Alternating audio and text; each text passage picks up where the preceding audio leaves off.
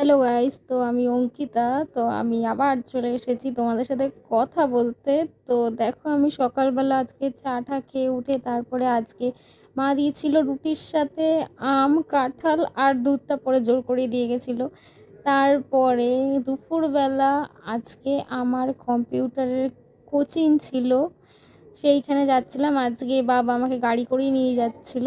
তো এই দেখো, রিন্টিও সঙ্গে যাচ্ছিল আজকে।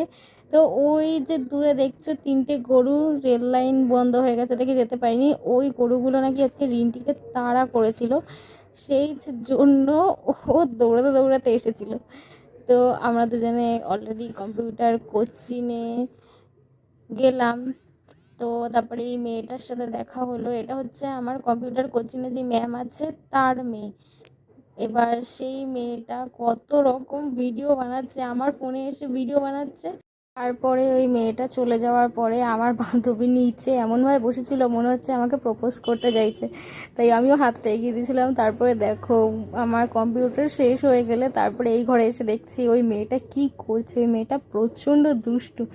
দেখো ওর কি অবস্থা, ও টেবিলে উঠে লাফিয়ে ঠাপিয়ে একাকার। তারপরে আমরা বন্ধুরা মিলে অরুণের আইসক্রিম খেলাম। আমি প্রথম ট্রাই করলাম, ও আগেও ট্রাই করেছে। তারপর বাড়িতে এসে খেলাম হচ্ছে ফুচকা।